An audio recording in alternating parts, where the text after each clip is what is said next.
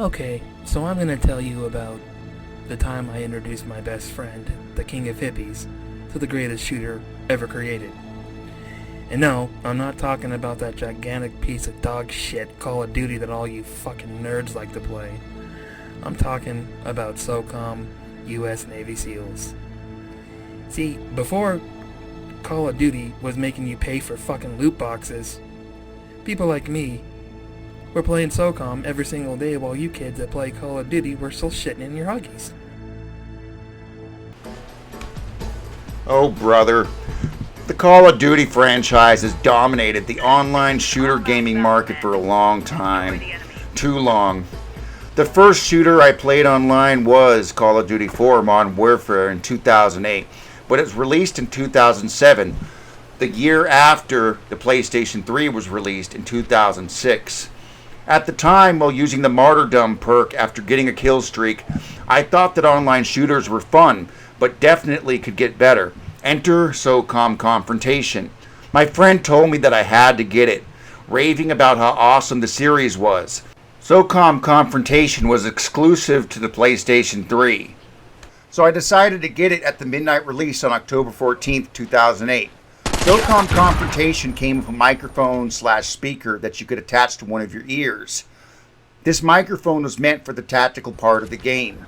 My friend had played the Socom series from the very beginning, and he was familiar with the tactical aspect of the game. Me, however, was used to the playing music into the microphone and the Yo Mama talk use of the microphone from Call of Duty 4. It was this difference that would create conflict between newcomers and die-hard Socom players who took tactical microphone use seriously. After grasping the game and its tactical approach, I started to enjoy it more than any Call of Duty game ever, or any first-person shooter for that matter. I thoroughly enjoyed trying to take out the other team during ranked matches, being as sneaky as I could be. And sitting in the lobby after falling in the battlefield was a fun experience in itself. Watching our remaining teammates trying to win could be fun or frustrating. The only way we could communicate with them was by sending messages or voting to kick them to signal that the enemy was close by. The lobby wasn't just a place to observe your team winning or losing. It was also a place to fight and argue with the other team or your own teammates. This is where a lot of entertainment took place. We keep losing. This sucks. You know, it might help if we had some decent teammates instead of these stupid-ass kids playing music into their microphones. You better be quiet. I can play music if I want. Whatever, shut up, kid. You're garbage. Your mom's garbage, and I paid her for a hand job. Oh, your mama jokes. How fucking original. You're going places. Places of garbage. Shut up. I never got into any fights myself, but thoroughly enjoyed listening to everyone else intensely argue and talk about each other's mothers. What, this dumb fucking kid won't stop watching me get shot in the fucking back. You're a liar. I didn't run away. Stop lying. Yeah, you fucking did, you little fucking asshole. You ran away, watched me get shot, and then watched somebody else get shot. What the fuck are you doing? Go fucking play Call of Duty, you fucking dipshit. I didn't do anything. Yeah, exactly, kiddo. You didn't do shit. Exactly, because you're fucking trash. You're about as useful as a wet fucking carrot. Man, why do you gotta be talking that bullshit? Who, me? Yeah, you. Why do you gotta be talking to a kid like that? He's just a kid, man.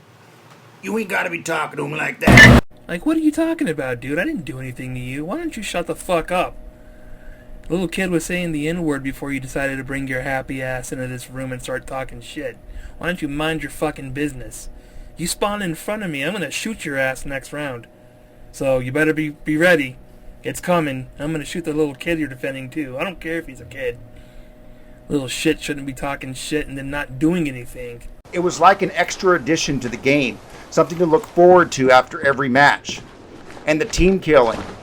Let's just say if teammates didn't get along in a ranked match, they could take it out on each other on the battlefield, usually right before a new round starts.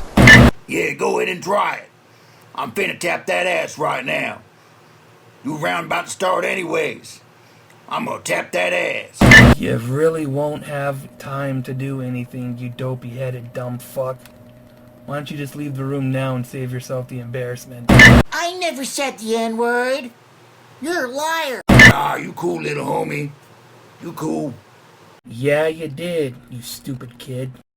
The Socom series still has a large cult following to this day, and there have been many situations where the community became disappointed that a new Socom game wasn't being released. Socom won a poll in 2014, beating out Crash Bandicoot, Spyro the Dragon, Ratchet & Clank, Metal Gear, and GTA San Andreas to have a re-release. Cover me! Shuhei Yoshida later claimed, "We never did that poll."